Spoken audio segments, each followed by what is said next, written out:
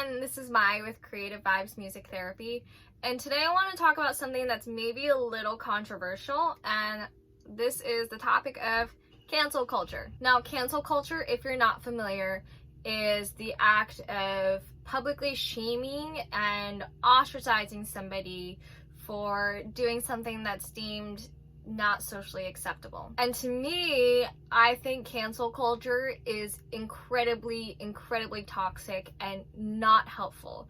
And this is why. So first, before I really dive into why I think cancel culture is toxic, I want to talk about the difference between shame and guilt. And now shame, as defined by Brené Brown, who is an amazing researcher on shame, she says, shame is the intensely painful feeling or experience of believing we are flawed and therefore unworthy of acceptance and belonging. So what she means by that is that shame says, I did something bad because I am bad. There's something wrong with me.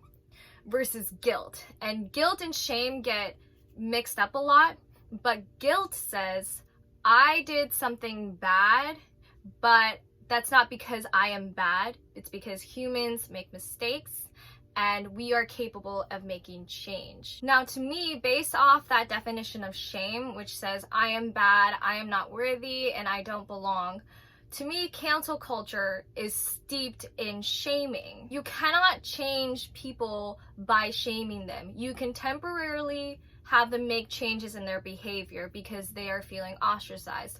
But if you truly want real, genuine change to come about, then you cannot shame somebody into changing. Now, the problem with shame is that it is steeped in our whole culture. We feel shame when we see on social media that somebody is successful and they're the same age as us, and you know, what's wrong with us? Why aren't we as successful? Is it because there's something wrong with us? However, usually when we feel bad about something that we've done and want to make amends or apologize for it, guilt is the primary motivator. Because when we can recognize that we did something that was harmful and recognize that we made a mistake, then we are more likely to take accountability for that action. Because we can take accountability for making mistakes, but we cannot change who we are. If we are bad, we can't change that. So why would we feel the motivator to make changes? I think the problem right now with cancel culture, even though I think that maybe there's some good intentions behind it, because, you know, why would we want to give support to somebody who is causing harm to our community? I think the problem with that is that when somebody is shamed, they are so much less likely to acknowledge that they've made a mistake. When somebody says, you're a piece of shit and I don't want anything to do with you and nobody else have anything to do with them because they don't deserve being a part of our community, then that person is more likely to feel defensive and more likely to feel like they didn't deserve any of this hatred and there's something wrong with everybody else, and that's the point where we actually don't get any change. The time where we do actually get change is when somebody can acknowledge that they made a mistake, and people are much less likely to do that if they feel like the whole world is against them. One example that I want to bring up is J.K. Rowling. And now, I don't know if you've heard of what's been going on with her, but she has been saying comments that are really harmful towards the LGBTQ community, specifically trans people. And you've seen what she's done after she's been called out. Not only has she not apologized, but she has doubled down on her stance that against trans people. And that's just a really recent example of how publicly shaming and canceling somebody is not actually helpful to any social justice movement. When we shame people, rather than encouraging them to learn more about why people believe that what they did was wrong, they would rather double down and look for people and seek people that actually encourage the behaviors, the harmful behaviors that they were engaging in. So a lot of what I'm talking about, I've based off of Brené Brown's research, and if you haven't heard of her, I really suggest that you check her out. She has a really great podcast, and the book that I'm referring to right now is called I Thought It Was Just Me. And this is a really great book specifically for women about shame and guilt within society currently. In Brené's Brown book, I Thought It Was Just Me, she actually quotes a passage from Harriet Lerner's book. They did a podcast together that I thought was incredible about the power of apologies and how to apologize. So I'll link that down in the description below. But let me read you this passage because this is something that I felt was really powerful and kind of solidified my stance on why cancel culture is toxic. So in this book, she tells a story about Ron, who punches his wife, Sharon, in the face and stomach and is forced to attend court-ordered therapy sessions.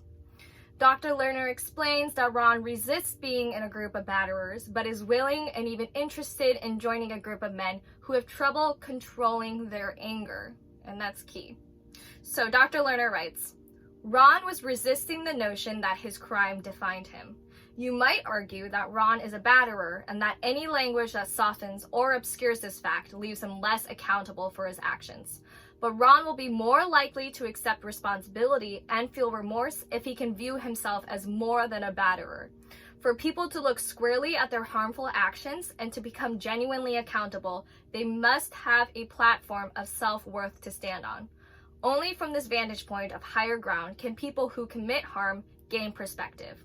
Only from there can they apologize. So she then goes on to talk about how if somebody's identity is centered around being violent or a terrible person, then they will never be able to acknowledge that their actions cause harm, because if they do acknowledge that, then they also have to admit that they are a terrible person and that they are not worthy of being loved.